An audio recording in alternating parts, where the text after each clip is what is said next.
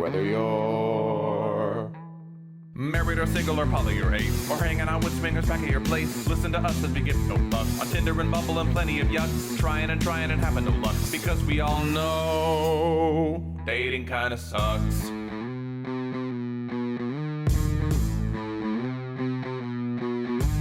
Sarah and Adam are two of a kind. He says stupid shit and she doesn't mind. They're not doing this show to make any buck. Life as a chicken whose feathers he plucks. Why does it work? Well, here is the crux. They both know dating kinda sucks.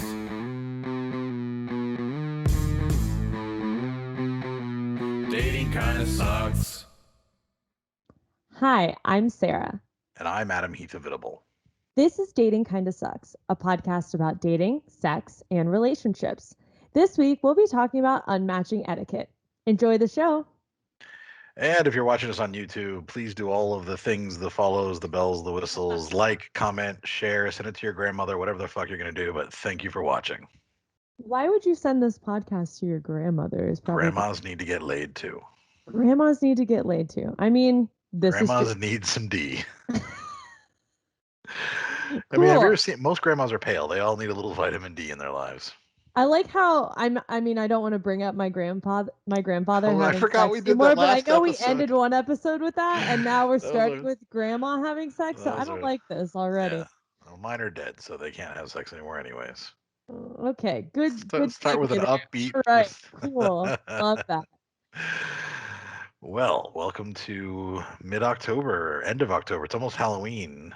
It's crazy that we're almost done with October, but here we are, another episode. You are in your new apartment.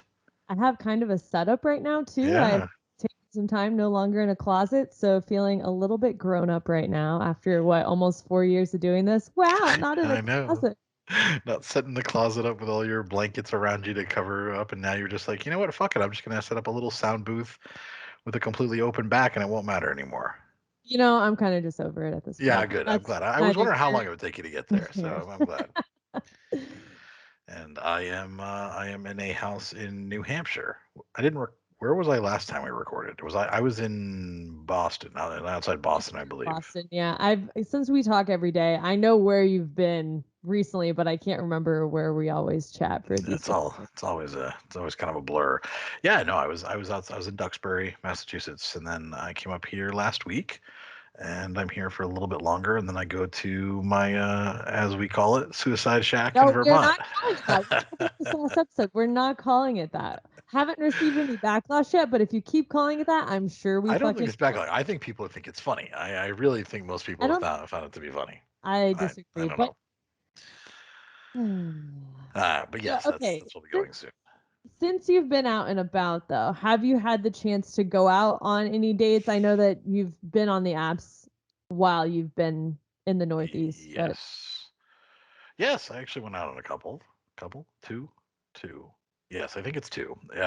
What have I done?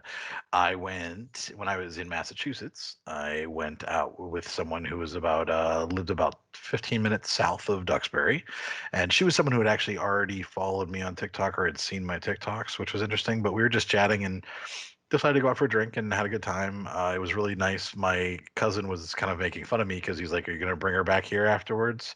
Because I told you I was staying like in You're staying at his house. At his house in a child's bedroom with a what's the smallest bed called? That's what it was. Size, yeah. Yeah, that wasn't. I don't think that was a twin. That was like a.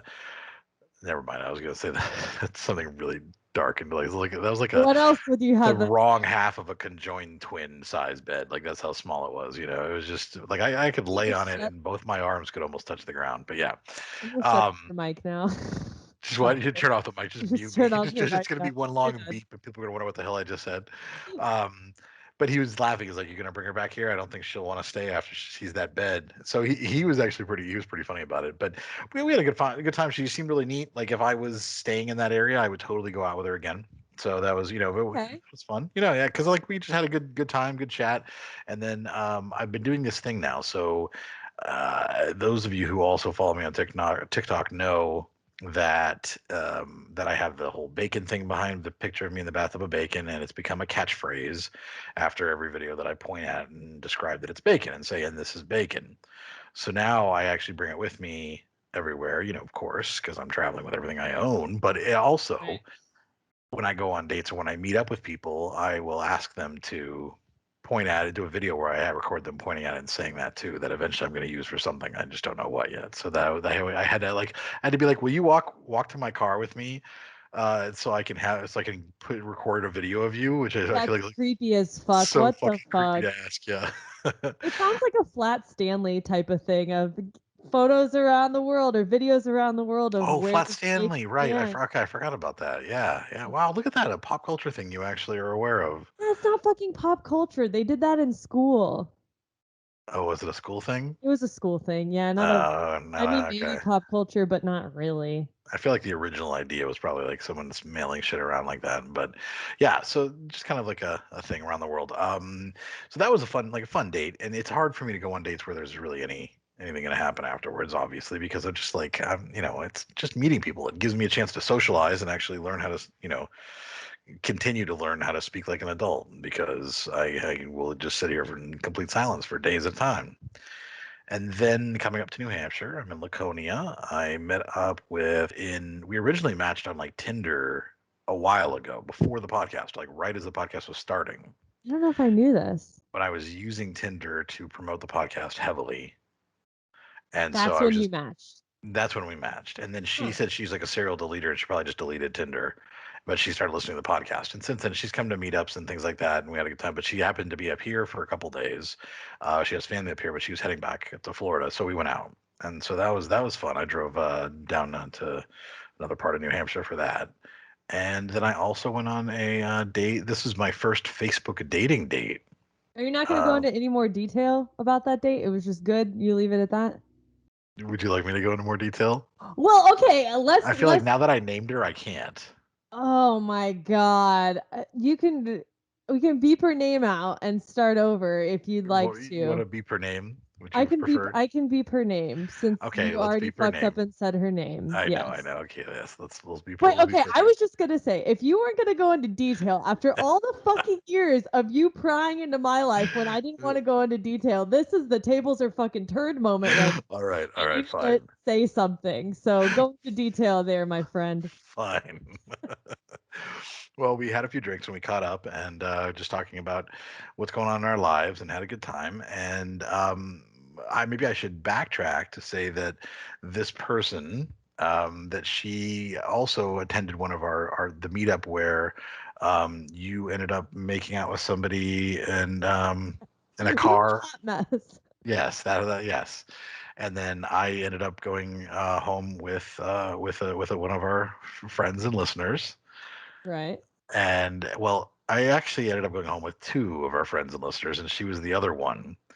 And at some point, we kind of thought that maybe there was going to be a threesome thing going on, but then Mm-hmm. she left, and so it didn't happen. So did you have a threesome now? Did you find someone Well, there else? were just two of us. I mean, Okay. both driven like a little ways to get there, so we couldn't. There was nowhere to go, but we did end up having a really fun time. And then as I walked her to her car, we were chatting, and I gave her a hug, and then I was like, "I'd really like to kiss you, can I?" And she said, "Yes, please." And so then I kissed her for a little while, and we made out. Okay. And Okay, Adam. then she got in her car, and I walked to my car and was about to get in when she all of a sudden like pulled up really fast. Like she drove around the corner because I parked around the corner and parked behind my car and then came in and wanted to make out some more. So yeah, You so did? we did. We made out some more. I think I probably could have suggested that we got in the backseat of my car and probably got a little further, but I did not. It could have, though. I think we were reaching that point of enjoying each other's company. That it definitely could have been something where we took it to a different level, but that didn't happen. But we had fun. And it was too bad that she was leaving for Florida because I totally could. I mean, if she was living staying in this area, then I'm not that far anyways, so we totally could have made some additional plans. But Were That you in a YMCA parking lot like I was with the listener? Because that would be icing on the fucking cake. No, I was not. It was just a bar parking lot, and there were cars parked outside with people in their cars watching us, which was hilarious. Yeah, that's another reason not to bring anybody in the backseat. Plus, you don't like car sex or anything like that, Well, it's just anyways. Not I'm not I don't have the flexibility for car sex. Like, I mean, I'm sorry, it's too much maneuvering for that. Like, it's sex already takes a lot. I'm already like, I don't like car sex because I drive a very small car. Yes. Can you Where imagine am I you try gonna to have have sex? car sex in your car? I barely have car like normalcy in your car. Like, I couldn't even sit in your car. I remember getting in there and feeling like if I moved my shoulders, I was gonna bust out your windows on either side. Like, it was that tiny. Just on one side. I just feel like, oh no, like if I stretched one arm too far, all of a sudden your driver's side window would bust out because that was so your car is so small. It's a fucking Perhaps roller skate. it's a Yeah. little Fiat. That's what happens. Yeah, well, there's not going to be there's no fucking in a Fiat. I feel like that should be a rule. Like, It's there's not one no of those sex in the fucking champagne cars. room, and there's no fucking in a Fiat.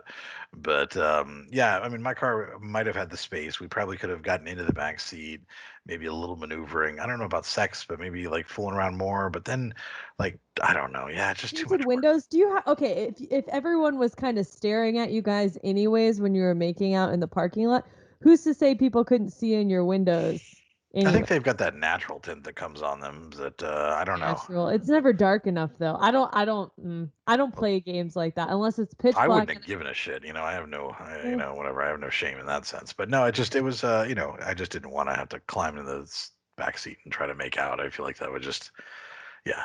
But it was fun, regardless. It Good was, story. it was a good time. And I know you have to hold me accountable since I've always dragged details out of you. So yeah. Thank you for sharing. I hope that wasn't too traumatizing. Like No, it's but been it's been traumatizing for me. it's been a little while since I've kissed anybody, and now like it's good to know that I still have the skills because she was very very Well practiced. She's up not on her well game. practiced. No, she just seemed very appreciative of the kissing. Like, she enjoyed it Oh, quite a okay. bit, and I think that's always nice to know that I haven't lost practice with my kissing skills. You So didn't get that rusty, is what you're I did saying. get rusty. Exactly. All those months since then practicing on the pillow helped. The bacon pillow. The bacon. Here we go. I'm just making out with the bacon pillow all the time. Can you imagine? That'd be I fucking. can't. I can. Yeah. No, no, I don't think so. No, I don't, that bacon pillow. I would never do something like that. Instead, I took a bunch of naked photos with it in my I crotch. I was don't know if you saw gonna those. say. Yeah. I was gonna say. Actually, you would put it in your crotch though. Yes, I So did. I did a bunch of those. That was fun. Um, what else? I've been relatively active now that I think about it, because then I went on my first Facebook dating date with someone that I met locally who lives actually in this town, and we just went out for drinks one night. She was very friendly, and she was a community organizer, and very active in trying to be inclusive and support diversity and marginalized groups, and so very passionate about it, which was really interesting to talk about because we were able to have similar ideals. And yeah, a lot of fun. I think that she has a kid and her schedule's kind of busy, and I'm leaving soon to go to Vermont, so there wasn't really anything there beyond just the fact that she was cool, and we're buddies now, so that was nice. And good. yeah, what else did I do? There was one other thing, and I have to give a shout out. I'm doing this just because we're not sponsored by them, but I'm going to give a shout out to Salem 66 auto repair shop and body shop in Pelham, New Hampshire, because we have a listener who actually has been like a blogger friend of mine since I started years ago. When I started blogging, she was a reader, and she was a blogger too. So we we were mutual friends in that sense. And I'd met her a couple times at different events, or she was in Altamont once and came out to Ale House for lunch. But I want to give a big shout out to Kirsten for helping me out by finding a body shop that her actually owned by her dad, who helped me get my sunroof closed. So I no longer have to drive around with an open sunroof that is going to be leaking in the snow or worried about that at all. It is now fixed and shut, and I am thrilled. Like, I'm absolutely that. I was like, I feel like I'd been holding stress in from that without even realizing. So it's so nice to be done with that. No. Yeah. So that was a good thing. So I went over to down to there. It was an hour and a half drive, and met up with her. I dropped my car off, and then she took me out to took me around to lunch, and took me. She's like, "Oh, you got to try the best roast beef in the state." Went there for lunch, and then drove around, showed me the town, and then now I feel like I owe her like some few free drinks or something like that. So I'm heading down on Friday.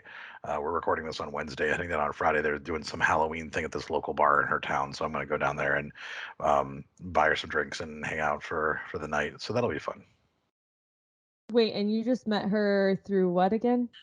We originally went through blogging like years ago. Okay, So she gotcha, was a blogger gotcha. and I was a blogger, and then since then she's also like become a podcast listener. She was telling me, she's like, "Oh yeah, all my friends are going to be there. That you'll know them because they're all in the group." Because she's actually brought in like several of her friends to the Dating Kind of Oh, Sucks that's group. awesome. Yeah, so that was that's nice. So yeah, it'll be a fun little event going down there on Friday. So I'm surprisingly social in a state that I It's didn't weird think I you would have do shit to anything. talk about. I know, because I never do. You're like, I didn't do anything. I'm still on the road. Nah, I didn't do anything. Whatever.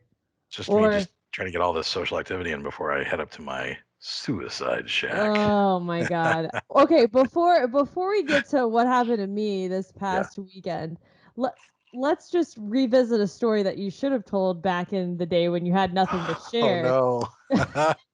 Because every episode after you've been saying, "Oh, I should talk about this." Oh, I keep forgetting. Ha ha ha. But I also want to remind some of the legacy listeners of the Legacy story. listeners. I don't know, the older Right. listeners who The have heard OGs. this, the OGs who have heard this story of back in the day when Adam would come into a cup and just have a cup under his bed. In what college was it?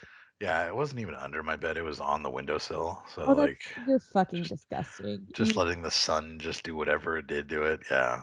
Yeah, so because I didn't have anywhere to go after I jerked off, so like there was just I had one of those plastic cups from fraternity like parties or whatever they give you that had the like this fraternity name on We it or have the whatever. visual. We have the visual, Adam. We Yeah, get and I would it. just But jerk off into it, you know. it came to my attention a couple weeks back that this trend of yours resurfaced while you were on the road, and I want to. The cup of shame is back. I just want to just be like, Adam, what the fuck? Okay.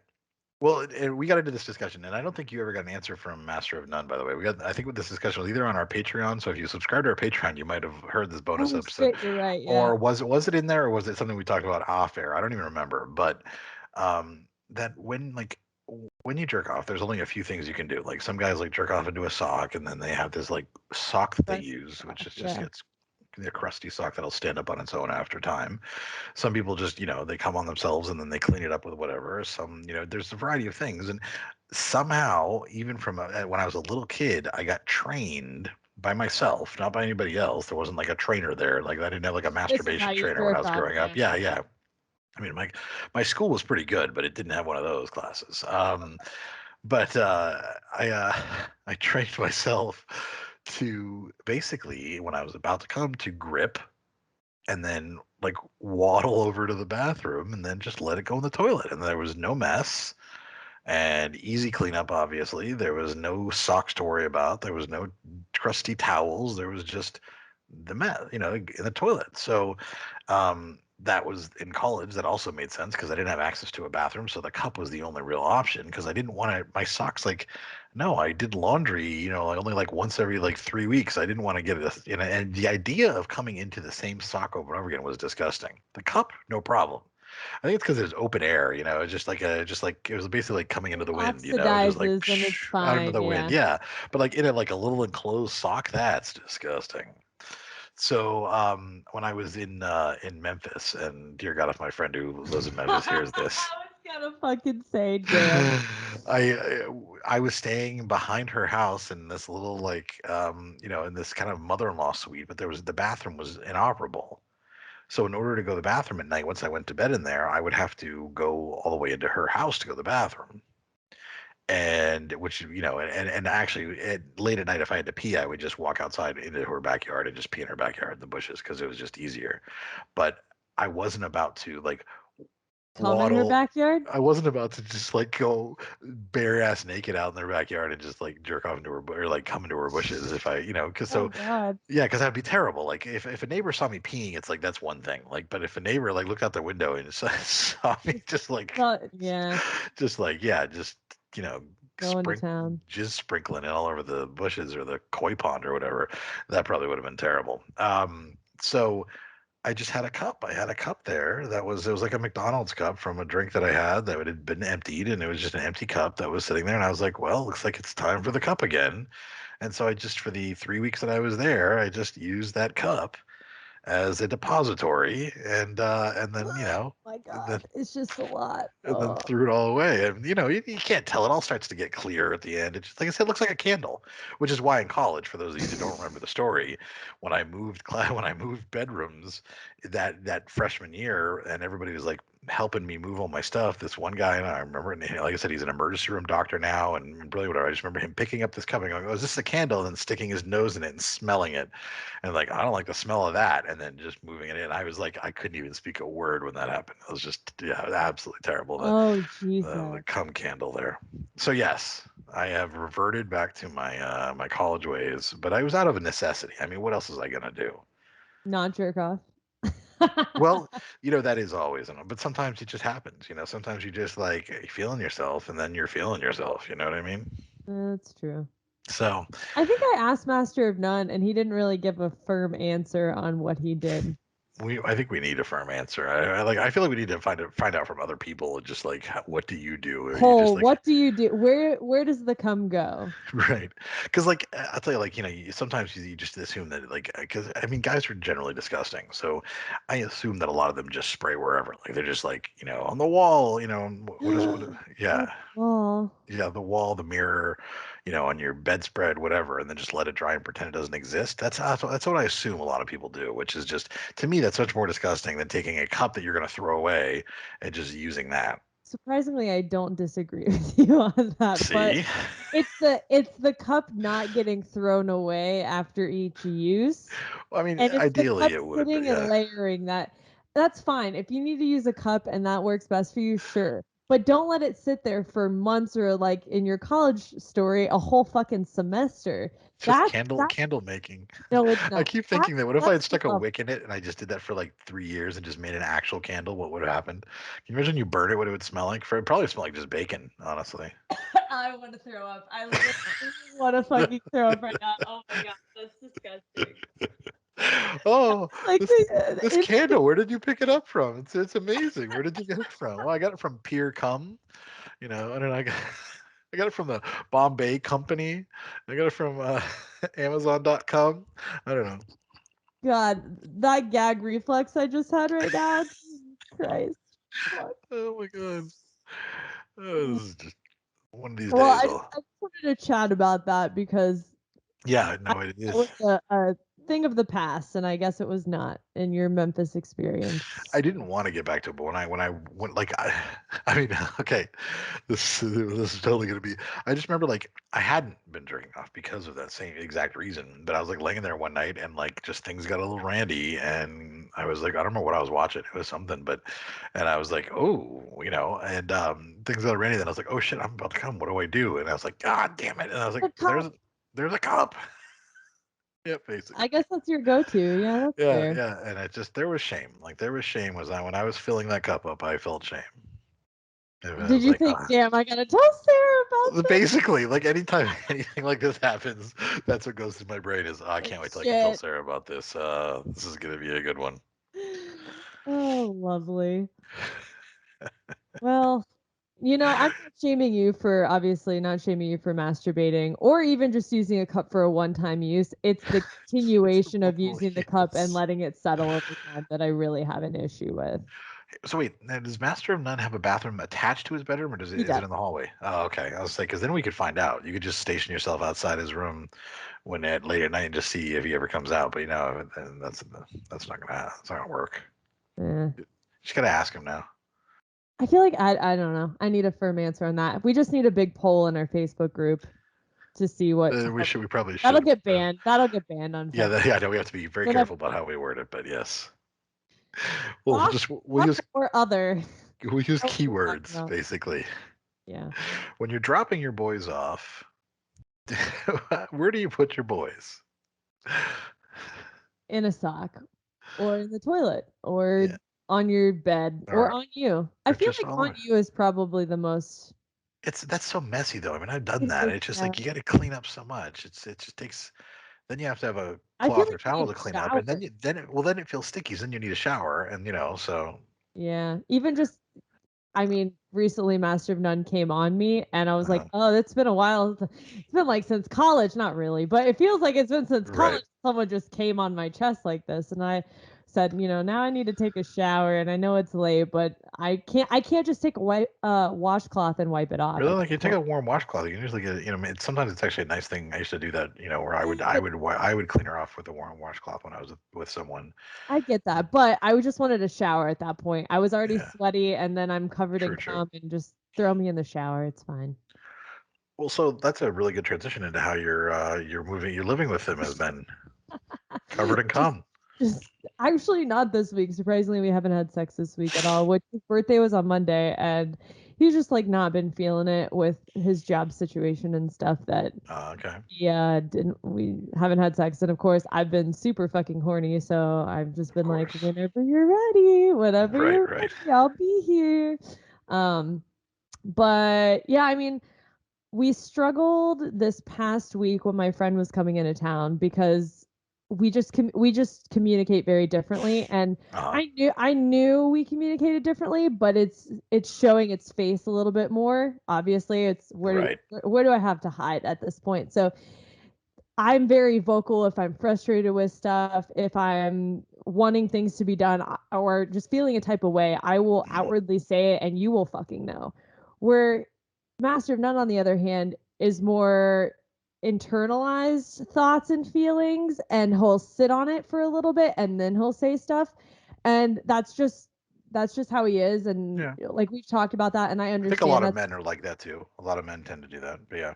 Yeah, and I understand that's how he is, but I just want him to say something. So, for instance, I had a set schedule for, hey, we're going to have the entire house cleaned up before my friend gets in and all this shit. And that night before, things were not put together and I was getting stressed, and we cooked dinner and did all this and that. And I looked at him saying, yeah, shit's still not together. We have all these boxes. When my friend walks in, it's going to look like a mess. And he got frustrated and I was frustrated, but I was more outwardly frustrated. So then I kind of just closed the door in my room and said, I can take care of my own stuff. And at the end of the night, he came in and said, I was really fucking pissed at you earlier, but we're better now. It's just we had different expectations on things. So it, again, always just boils down to communication and just understanding how they communicate certain things too. Yeah.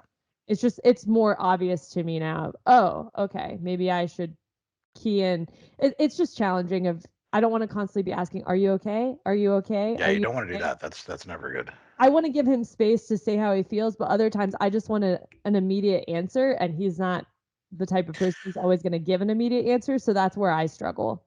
Well, but the other thing that, and I think this is on maybe on his shoulders to learn, is that if you ask, "Are you okay?" he needs to be honest, and it might mean him saying, I'm a little frustrated right now. I don't want to talk about it, but we will talk about it. Right now I don't want to talk about it. So then at least okay, you're not crazy. Like you're not feeling crazy because you reading it wrong, right? But also that you guys will figure it out, and you don't need to talk about it right now. But that might be a thing that needs to be done because otherwise, the fact that he'll say, "Yeah, I'm fine," and then it will all of a sudden, like after a little while, it'll all come out at once, is not fair to you either. Yeah, I mean, I can sense the good thing is I can sense when things are very off really quickly. So that's always my key of okay. But then you actually get resentful of it, by the way. I do. You're right. Because I hear that part of it. I do. Yeah, I'm not the happy-go-lucky one in all of these situations. I'm like, it's okay. I go to my room and I'm like, what the fuck? We'll FaceTime and I'll be like, so what's wrong with you? Like even before as you say hi, like I can tell that you're upset, and then you'll like want to vent about it, but like you get resentful of it too. So that's why whatever you can do for both of you to have that communication would be very helpful. Yeah, we're still figuring it out. I think it's only going to get better with time, right? Yeah. I think better or much worse, one or the other. I mean, that is also true. Yeah, I don't want to jinx myself. It could get much worse too, but we're both aware of the Likely situation. better. Yeah, we're both aware of how we communicate and the situation in general. Yeah. So it's just going to be something that we actively have to work on, and we're aware of it and we're game for doing that. So I don't foresee that hurdle being an issue, knowing that we both have to work on it. Yeah, So. I agree. And I think that's definitely, over time you'll start figuring out little tips and tricks for it. And there'll be times you probably just be like, you know what, I'm just going to go off and do my own thing and let him stew and he'll get it out of his system and then you'll be fine. And that's what I do when I'm pissed too. I just fucking leave. But I tell him, hey, I'm not really feeling. I've done that already. Hey, I'm just not really feeling up for a conversation right now. Let's just. It sounds like we've been fighting a lot, but not really. It's just been an adjustment of my schedule feels off. I'm trying to feel more motivated working on the podcast and other projects and stuff. But I also feel like half of my time or more of my time actually needs to be devoted to our relationship because he's here. So I don't just have my weekends seeing him anymore. It's all day, every day. So I need to carve out a portion of my day with him. And that also feels like I'm getting off track on my other goals and things, where if I was just alone in my apartment, I would just grind on what I needed to grind with and be on my own flow. So that's still an adjustment. And it hasn't even been a full month yet. I'm still trying to figure that out of what works best for me. Absolutely. Well, that's good. And you had some fun this weekend. Your friend was in town, so you went out. And actually, this is the first time you really kind of got out in Nashville, like since the pandemic, honestly. Partying-ish. You don't. I know you usually don't do that because I know Master Nun's not. You guys will do a little bit, but not as much. So now your friend's in town, and how was that? So, so my friend was in town, and that also spurred more drinking, more just going out every single night. My bank account's not too happy about it, but it's fine. But yeah, it was weird because it felt like pre-pandemic vibes all over again because every bar we went to was packed and I was the opposite of sober while I was out and about too. And since my place is relatively close to a lot of the area where we were drinking and everything, we were just walking everywhere, which also incented it encouraged more alcohol intake. So all fun and games. We were getting ready to leave this one bar, and my friend and I are having a fun time, and I see this guy walk past me, and I stopped because no one's wearing a mask in Nashville. No one really ever wore a mask in Nashville. I'll be clear on that too. No one's wearing a mask, and I see this guy walk past, and I'm like, fuck, I think I know who that is. And this guy walks to the beer stand where they're selling beer out of this big old bucket or whatever. And I wanted to just yell his name at the bar or at the wherever stand, whatever he was at. And I was like, what if it's not him? And then he turns around, he's like, that's not my fucking name, bitch. Who are you? I didn't want to feel stupid, but I was, like I said, not sober and I was feeling myself. So I just yelled his name. And it turned out that it was the gentleman. So I ran into the gentleman at this bar and I haven't seen him since our last interaction. I would say that's a recap for the audience. Yes, I was gonna recap. So this person I had dated a little bit when I first moved to Nashville, and then we had a friendship, and then we tried to do the friends with benefits thing, and that didn't really work out. And then after our last friends with benefits encounter, he was like really nervous about having sex with you, is what it was. Yeah, I feel like, and couldn't keep it, like had trouble with an erection for a while, and you guys just kind of struggled, and so you kind of had sex, but it was like not really. It was almost like half sex. It was just a struggle, and yeah, like looking back at it now, that was the other reason why the friends with benefits thing didn't work, because we meshed well personality wise and vibing wise as friends, but then in the bedroom, I just remember trying to have sex for about 3 hours and no one was coming. No one at all. So, but anyway, I mean, I wasn't holding that against him, and I'm not the type of person. If it was a different person that I saw at the bar where I ended on really bad terms with, I probably just would have left and not even tried to approach somebody. But I actually like the gentleman as a person, so I started chatting up with him, and of course he's like, "Holy shit, Sarah, what the fuck?" So I was like, "Hey, sorry, friend of mine, could you just play games for a minute? I just need to catch up with him. I have not seen him since 2019." Probably almost 2 years at this point. So we chatted for about 10 minutes or so. And, I told him I'm in a relationship now. We kind of just regrouped on where we've been in the past 2 years. And it was good to hear that he's doing well and he's working on a different career path and things that we had talked about back in the day that he's still doing and everything. Same with like, oh, you're still doing the podcast. Oh, this, oh, that. So it was just like seeing an old friend. And then he brought, well, of course, too, this is my first weekend really out and about coming back from Nashville as well, from being in Arkansas, being in Missouri, all that shit. And so I mentioned that first of, yeah, I've been traveling all summer, da da da da da.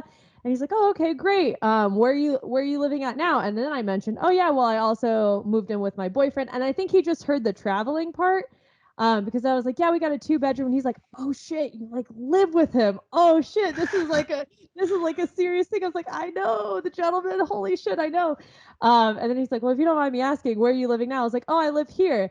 And his fucking face he just looked like, are you fucking shitting me right now? And he goes, so I live in your building. I live a couple floors up. Just FYI. He was like, we were just laughing about it. I was like, this town is so fucking small. I've been back, for a couple weeks. This town's so fucking small. But yeah, so it's like because the town, while being small, isn't really that small. To like, there's lots of buildings, lots of places to rent. Like, and the fact that he would be living in the same building is incredible. Yeah, yeah.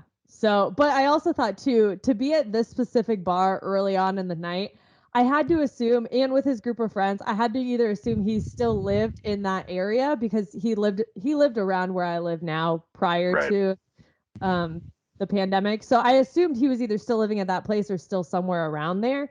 But I was not expecting him to live in my building. So I told him, I was like, yeah, actually, we just moved in. He goes, okay, holy shit, I just renewed my lease. So we're That's neighbors. crazy. I'll catch you at the pool.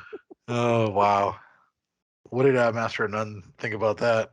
Well, when I came back home, I was very drunk. So I don't think and I also I had FaceTime you, and I was also just in shock. Yes, you did it like at 12:30, I think, twice. Because I just couldn't believe that I ran into him, and I was like, it was so good to see him. And then I had this guilt of, if Master of None ran into an ex or someone he used to fuck when I was in the room, and he chatted with her like I chatted with the gentleman, would he be upset by that? And then I kept telling myself, you know what?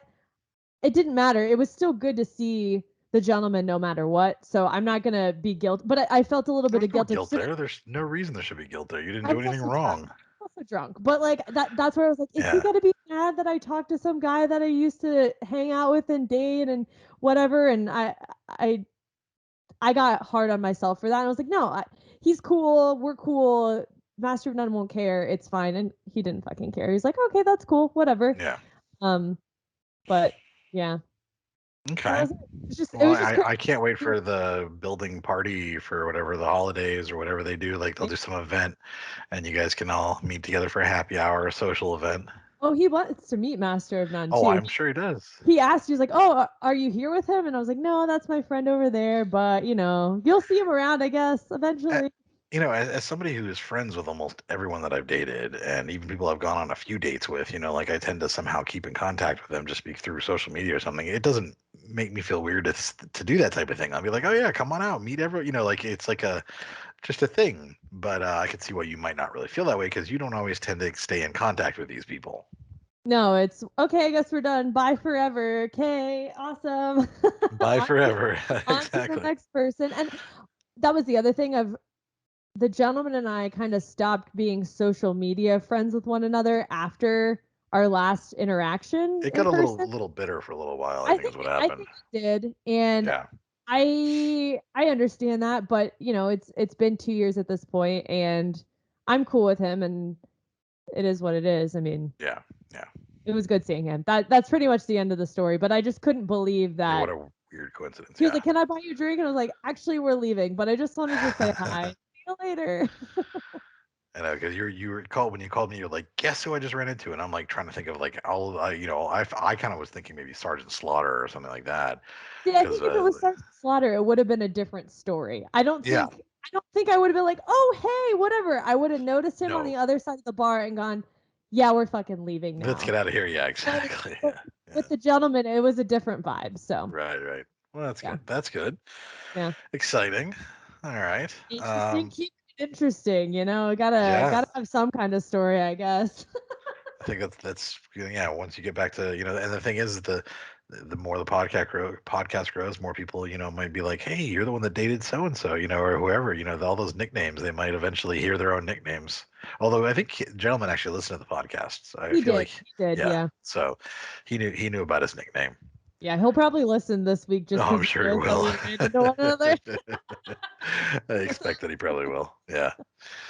Well, good. Well, that's exciting. We've had a lot to talk about. And like, I feel like last episode we had nothing to talk about really on either end. On what's going on this time, it's the opposite, the absolute opposite.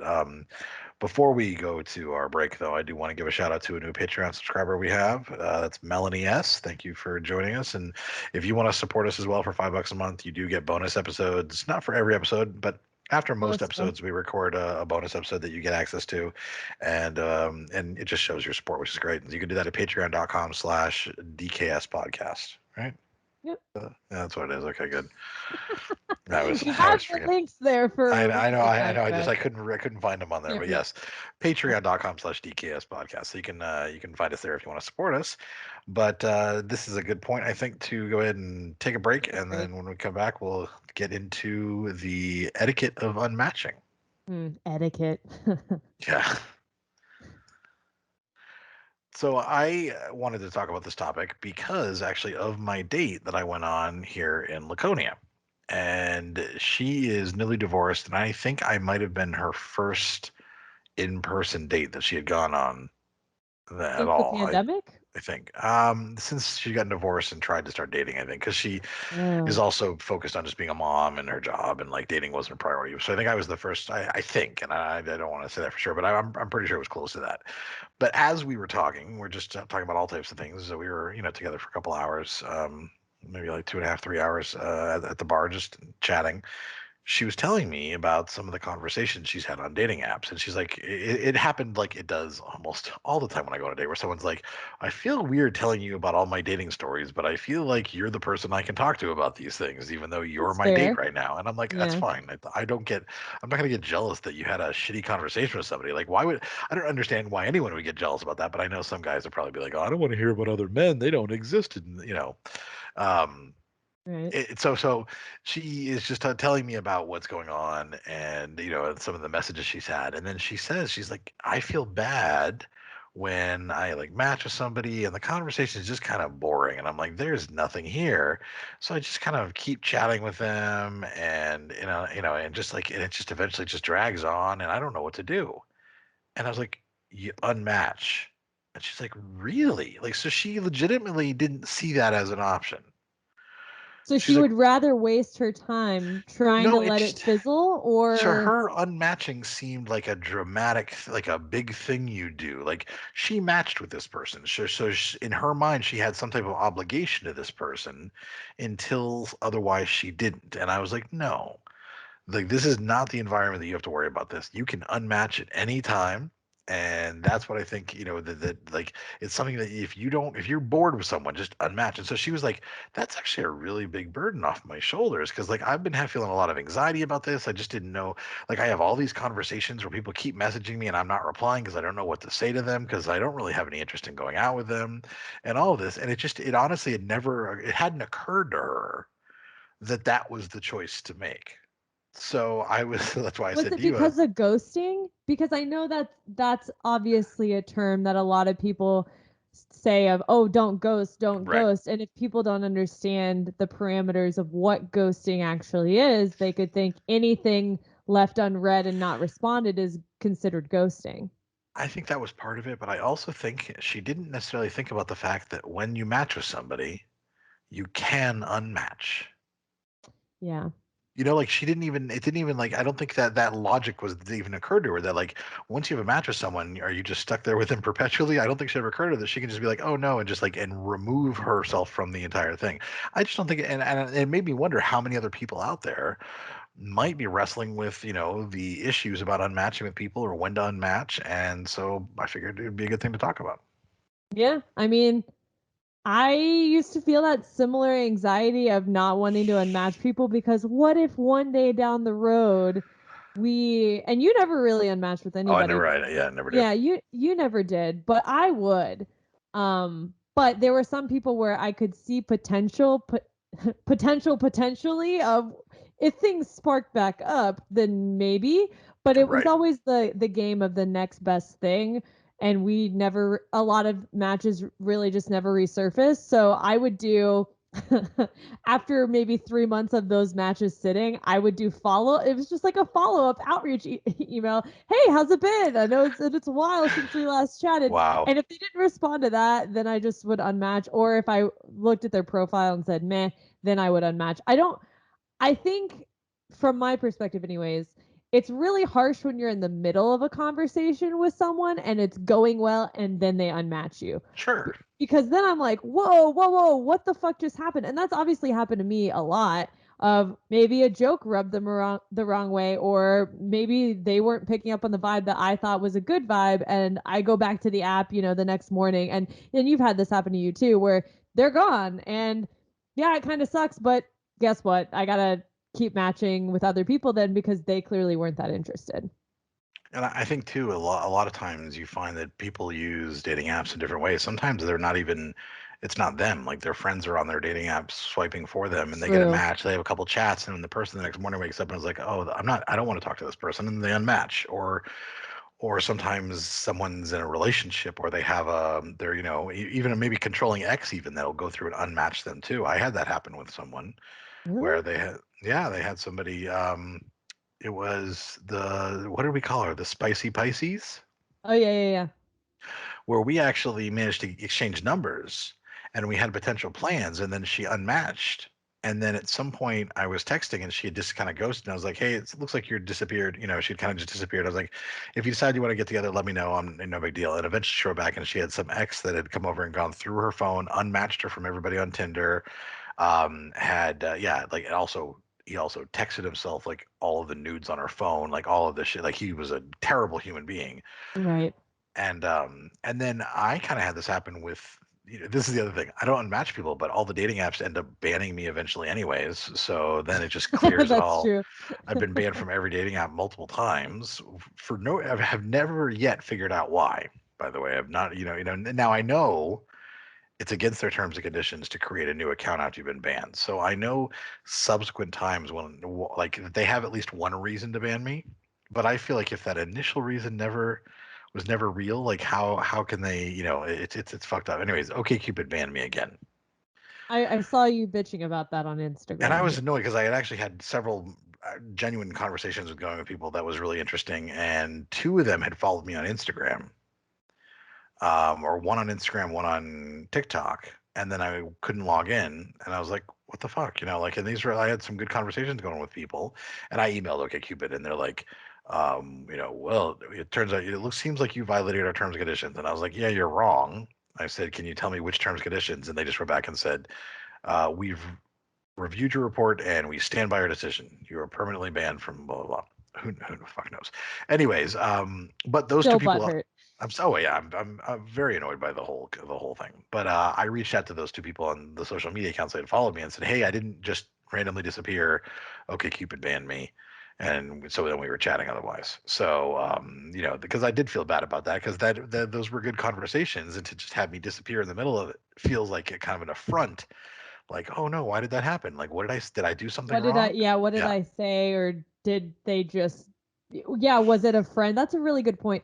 Was it a friend swiping for this profile and that now they're not interested anymore? Because I always forget that too. I have my friends swipe or I would have my friends swipe for me, but I Yeah. never assume that guys do it for their friends. I don't know why that never pieces together because my girlfriends would do it for me, but yeah, there's a whole host of reasons. It does suck when you're in the middle of a conversation, but it just goes back to keep. It's a numbers game. Keep swiping on the apps. Um,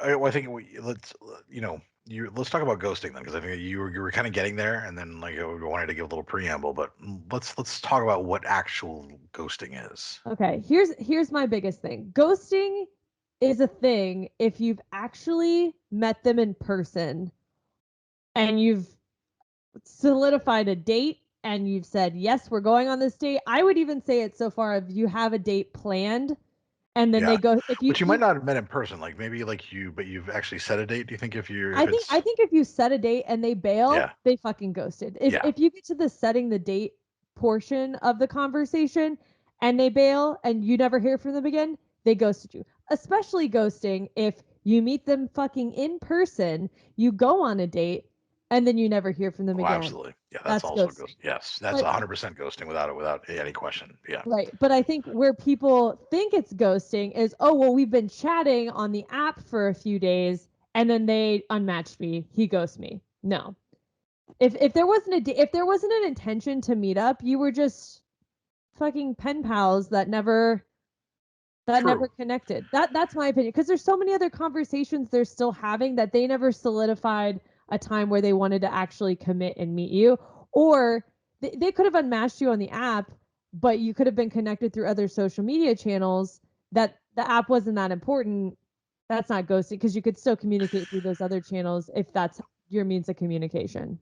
Well, right, and I think that the concept of ghosting is that someone disappears from your life without a trace and without any closure, and like so you have a date scheduled with somebody, and then all of a sudden they just never show up, and you never hear from them again, or you go out with someone. We've heard horror stories of someone dating, like going on multiple dates for like 6 months, like dating somebody, and then one day they just literally disappear.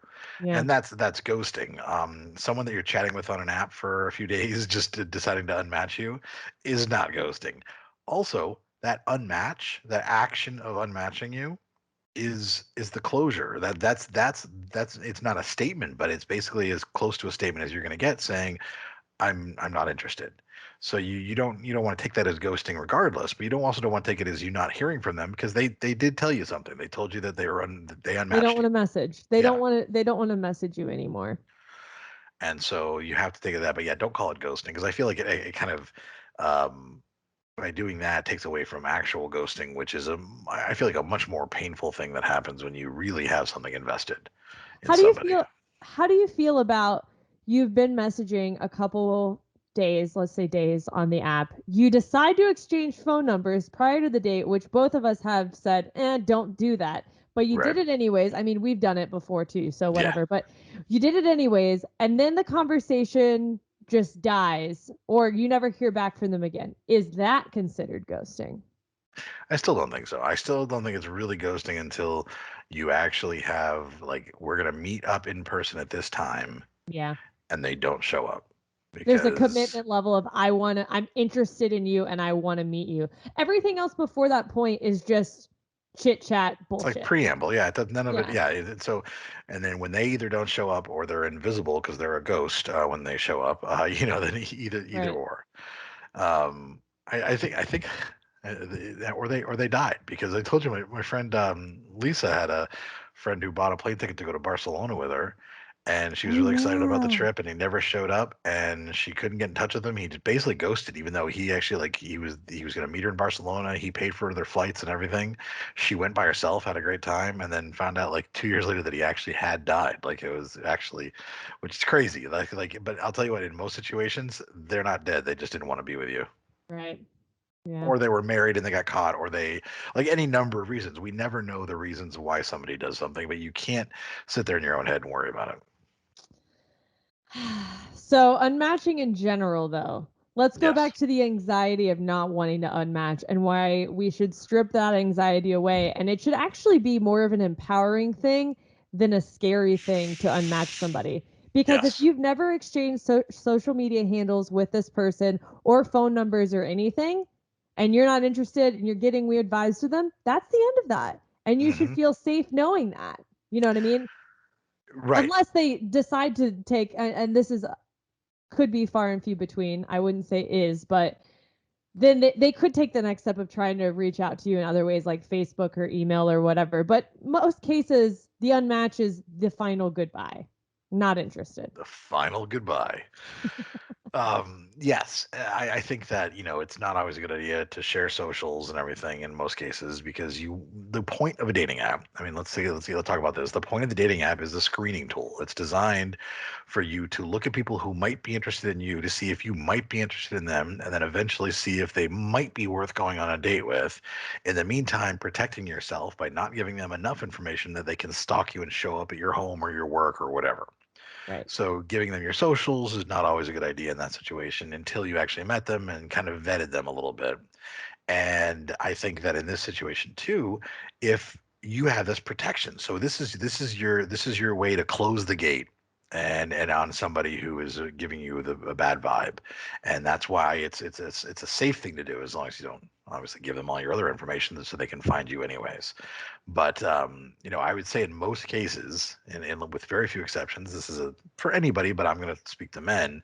If someone does unmatch you and you happen to have their socials, don't track them down and ask them why. Like they made a choice. If they want to reach You out, could still unless follow them, you can still but follow them, yeah. but unless you were like mid conversation and you just figure and you're worried that something happened to them, I would never try to reach out and be like, so should we, what happened on the DAP or why did you unmatch me? Like, I would never do It's that just because so cringy and it's, awkward yeah, it too. really Oh is. god, yeah. Well, did they not get the message when I unmatched them? Because that's really your sign of, oh, they're not interested. Yes. Yeah. And I really think I wish people would use the dating app as more of an aggressive screening tool. We just had someone in the Facebook group who had scheduled a date with this guy after talking for a while, and he had sent her his Snapchat and with that and his phone number to talk, but she had not replied with hers, I don't think. And so she used that information and did it. She does background checks on everybody because she's had some bad Ah. experiences and found out that he was a child molester. Oh Yeah. wow. Yeah, and and yeah, basically it was a registered sex offender and a child molester and all these things, and so she of course canceled the date, and Did took. she cancel as in, hey, I'm no longer interested, or did she just stop I talking? don't know actually. I don't know how her response was, but knowing her, she seems like a very vocal type, like someone who's not going to be quiet about that, but say, hey, you piece of shit, I'm not going to go on a date with you, and no one should. So, yeah, he was a convicted molester. So like, and the thing is, if she had shared all of her socials with him, that would give him this door to keep trying to get in touch with her, which is not safe for her. So that's why I think people should use those apps in the way that they're designed. And unmatching is a tool of that. Mm-hmm. I see it as an empowering thing of just clearing out the clutter of other people in your queue that you could talk to as well. Of, they're not that interesting. Unmatch. I'm not really feeling it anymore. Unmatch. Yeah. This guy. This why it goes back to just the Marie Kondo method of just cleaning out the bullshit, and whether that's in your digital space or physical space, what exists on your digital space, whether it's a bunch of icons on your desktop or a bunch of unanswered messages from matches on Tinder or whatever app you're using, it it's just constantly there, and that clutter, just get rid of it. If you're not going to message them back or have the intention of trying to have a conversation with them and they don't excite you, get rid of it.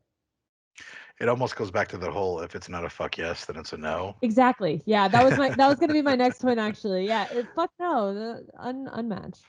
And what matching actually is, matching isn't some magical thing that's like, it's not this algorithm saying you two belong together or you two are perfect for each other. It's none of those things. A Even match though is, Hinge does that, of you might like this person, then yeah, you look and you and go, they're oh never fuck good. this. Yeah.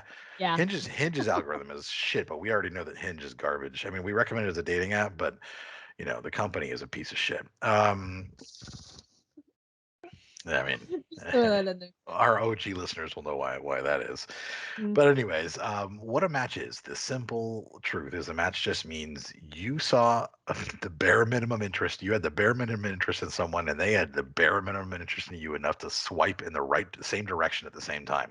That's It could have been all an it fucking accident. means. That's it. It could even be an accident, but it basically means that they saw just enough to be like, oh, this person might be worth my time, and you saw enough to be this person might be worth my time.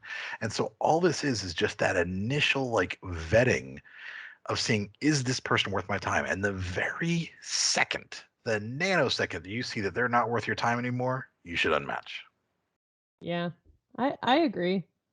Don't hold on to stuff that's not going to happen anyways. All Right. these, I think, myself included, I've been caught up in the, all these people like me on the app and there's all this potential and whatever. But when it boils down to reading the messages and going, were they really potential though, Sarah?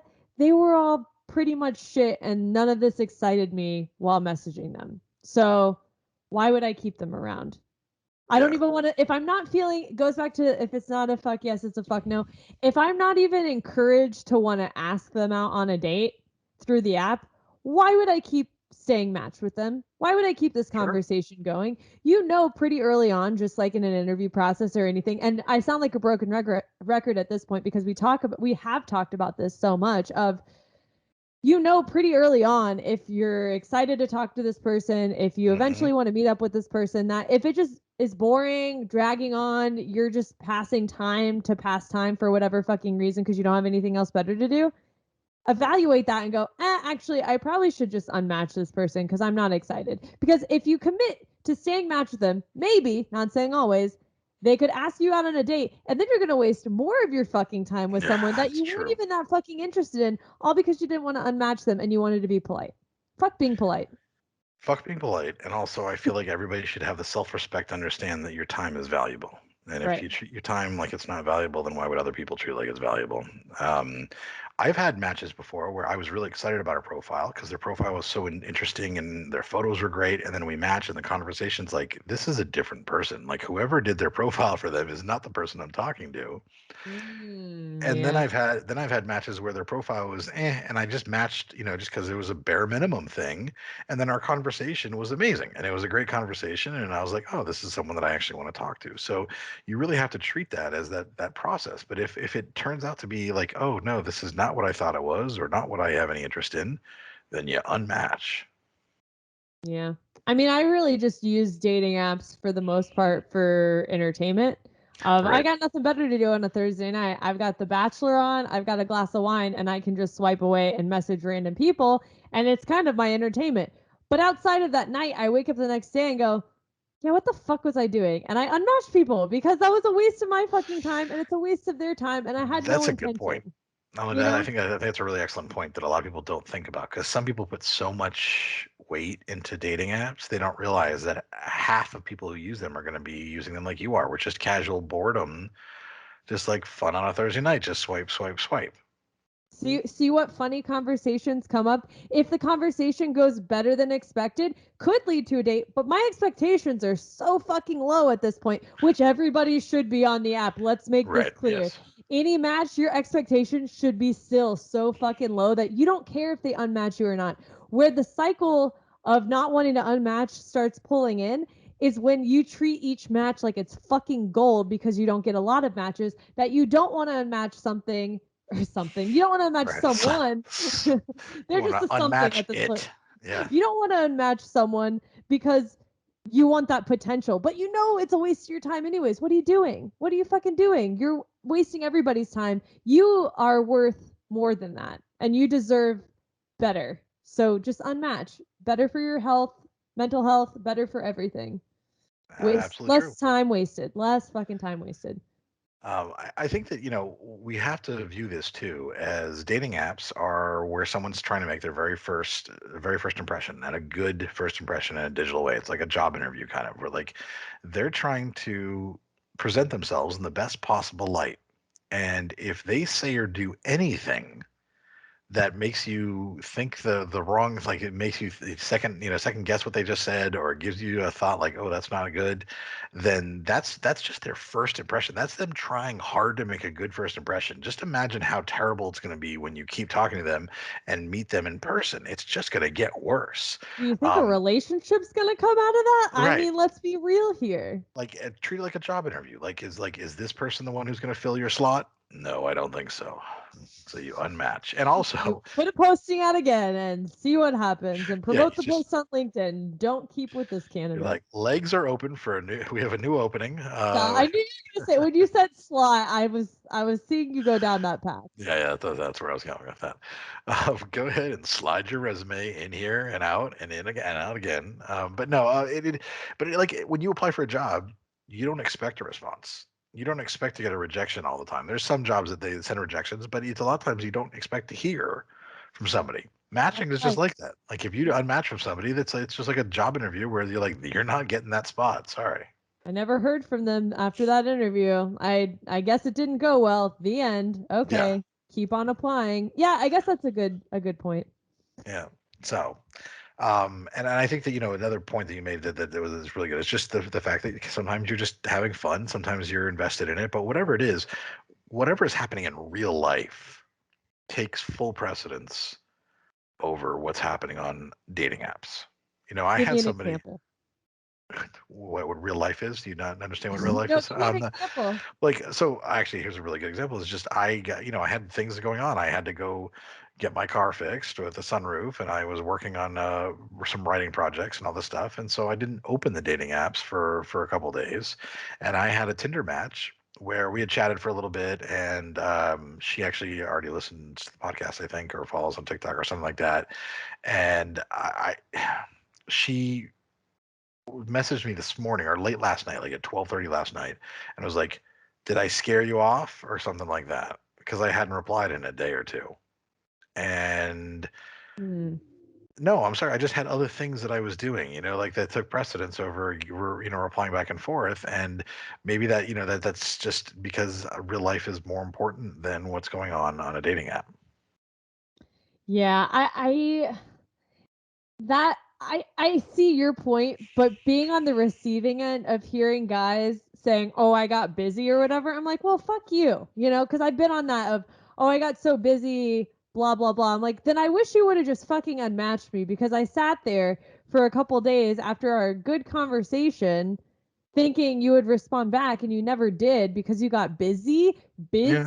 and that always made me question, well, why am I putting in the effort? Why do I have a little bit of hope with this interaction with someone? I should keep swiping. It's a good reality check when someone stops responding to your messages and you're like, well, what happened with that? Keep staying on the app. You can't get too committed to anybody prior to meeting them in person, prior to setting a date. And that's where I fell into the most trouble of conversations would go really well and then they would just die because someone got busy or they could have actually been busy, but when I was in my bitter swiping stage I was like, well, fuck you, I'm done with you. Well, fuck you, I'm done with you too. And I would just like unmatch everybody because I was just like bitter that they wouldn't give me the time of day to message me back. Not that I was asking for novels or anything, but I'm like, wow, you won't message me back and it's been 3 fucking days. You're clearly not interested. That's how I always looked at it. And then again, Master of None, I didn't message him back after 3 fucking days. And then he's like,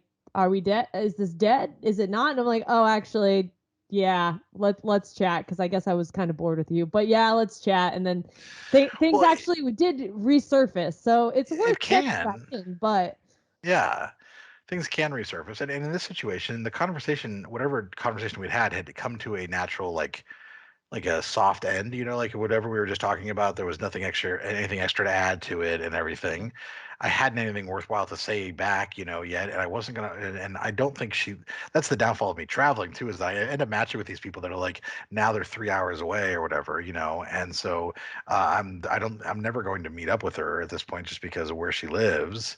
And so I was just like, oh, I'll revisit that when I have the mental and emotional strength to go back and like start up something else, a new conversation. But so you can see it from either end. But you do have to realize on either end that real life takes precedence. That whatever you have going on in your life, don't ever let like a dating app you have to respond to it because you're getting pinged from Tinder or whatever app. It's also a good red flag screener that if you do take some time and all of a sudden like a guy starts throwing a bunch of messages your way, oh wait, you can't respond, blah blah blah, and goes crazy because you took an hour to respond. It's a good way to screen out red flags too. Yeah, that's true. Fuck, I forgot what I was gonna say about your scenario there. Oh, well, also you're more level-headed in the fact that you won't continue really a serious conversation with someone because you're 3 hours away. Where I Yeah. think other people will still hold on to that conversation instead of just unmatching them. Right. Because why? It's a fun, if you're in the mindset of it's a fun conversation to keep going, even though I think, you should have other things filling up your time than just it is fun every once in a while. But if you're in the mindset of this is just a fun conversation that I want to have with another person and let them know, hey, nothing serious here, but I like chatting with you, nothing's really going to come out of it, then sure, stay match with them. But in your case of being 3 hours away and not really seeing potential, you probably would have been just better off unmatching them. True. In my situation, though, I was a little harder because she was someone who already was aware of who I was, and I don't want to unmatch because I feel like that is almost rudeness on my part, which is going to be a rare situation. That's true. And so, like, because I'm like, I don't, I feel like I owe You have a somebody. digital persona with TikTok Well, and and other things I that owe somebody a people. little bit more than that. Yeah. So I owe them just, the little more than just unmatching because since there's already a parasocial connection that it needs to be considered, I would say. So, but and one thing too, and this is, I know this is gonna be like, oh, woe is me, but like on Tinder and Bumble and OkCupid and Facebook dating, I was here and I was kind of in New Hampshire. I was just kind of swiping around the area and I got fucking inundated with matches. And I know that there's gonna be men listening that are gonna be really like annoyed with me saying this, but like, Oh, okay, Adam, you yeah, get so many fucking matches. but I Good had for like you. 30 and then trying to like have these conversations going was just exhausting. And I just Oh like yeah. and even some of them that I wanted to keep a conversation going, I was just like, I can't right now. I'm sorry. I just like I have other things I have to do. I could literally spend all day replying and having good conversations with all these people that seem really cool, but I have shit I gotta do. And so I have to like, cut everybody off and not reply for a couple days. And then that way I'll almost see like who drops off and who sticks around when I have the time, I'll be like, okay, well, at least these people are still here. I'll chat with them, And so it's unfortunate, but it's the reality of the situation. Well, yeah, and I don't think you were anticipating that many matches either. No, I was not. No. And that it's the same thing with Bumble, specifically what women experience of fuck, I have all these fucking matches within the next 24 hours. I have to match with them and or send the first message or they go away. And then it Right. becomes more fucking work because you're like, God damn it, I have to pick a good first message. God damn it, I have to, you know, keep the conversation going because I whatever with all these fucking people trying to remember what I said with who and what and all that shit that it becomes overwhelming and you're like I didn't plan on matching with this many people at one specific time. I just got to get off the app. Yeah. Yep. Which you should do. I mean, there is a big world out there outside of dating apps. So I wouldn't get Yes, there sucked is. into it for more than an hour or so a day and then every once in a while when you're bored and you're taking a TikTok break, you can scroll and do what It's I like mean, hell. porn or masturbation, just like an hour a day, and that's all you need. Yeah, I definitely think there should be limits on that. But yeah, if you're feeling overwhelmed, that's really my biggest takeaway is if you're feeling overwhelmed with all the messages or the vibe that you're getting from people and it's not what you want, just unmatch. It's Yeah. really simple. You're not hurting anyone's feelings. You don't fucking know them. You don't owe them anything. Just unmatch them. And with that, I came up with this list of Ah, 20 reasons to unmatch somebody, and we're just going to kind of alternate reading them. Just you kind of get the sense of why there's a kind of a quick read, but here are 20 reasons to unmatch people, and I'll go ahead and start. Something they said rubbed you the wrong way. the conversation was boring.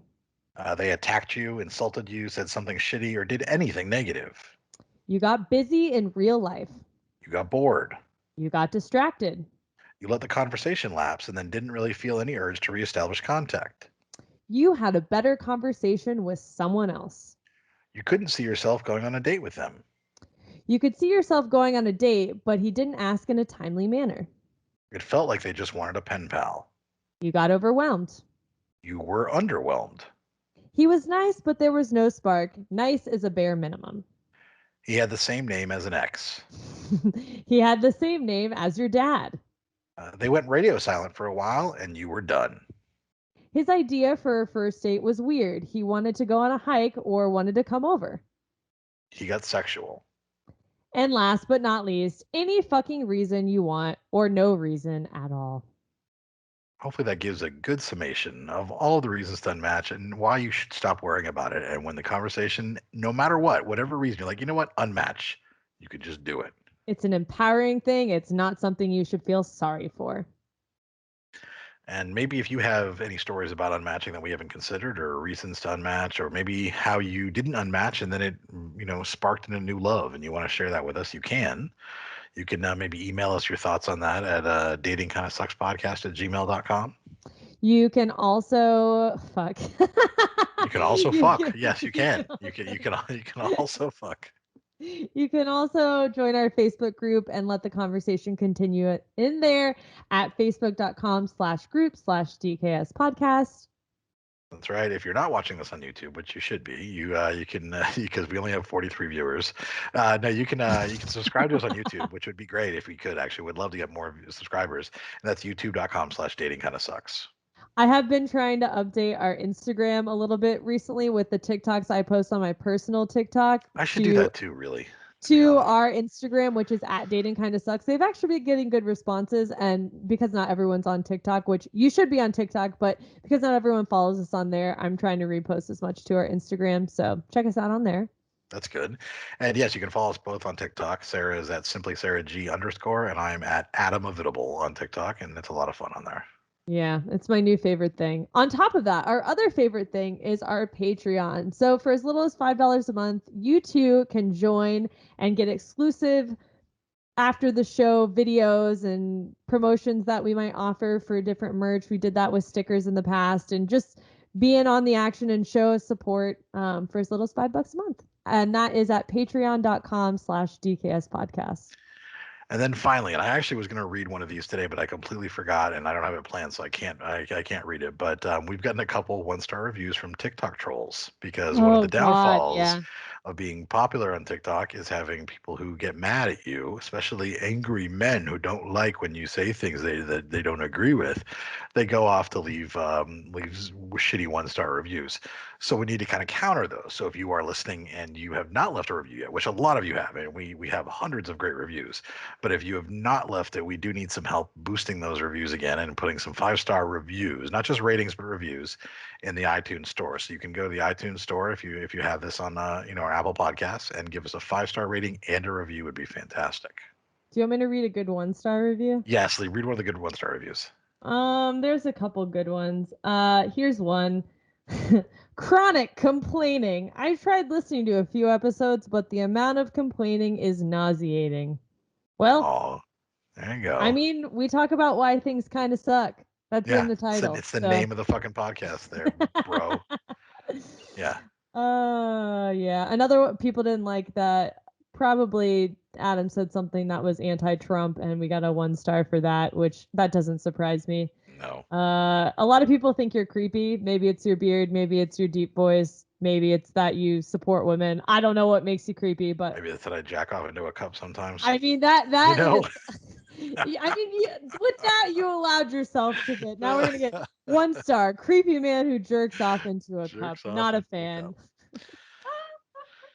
All right. Well, with that, I think we're going to be back in November with a brand new episode. And thank you for listening.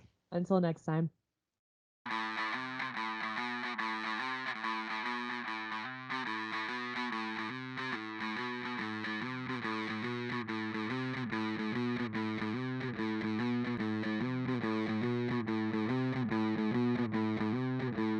Whether you're married or single or poly or ace, or hanging out with swingers back at your place, listen to us as we give no fuck on Tinder and Bumble and plenty of yucks, trying and having no luck, because we all know dating kinda sucks.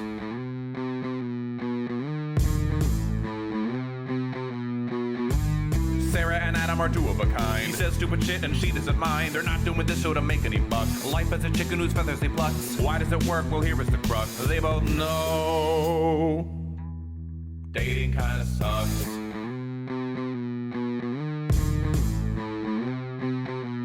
Dating kinda sucks.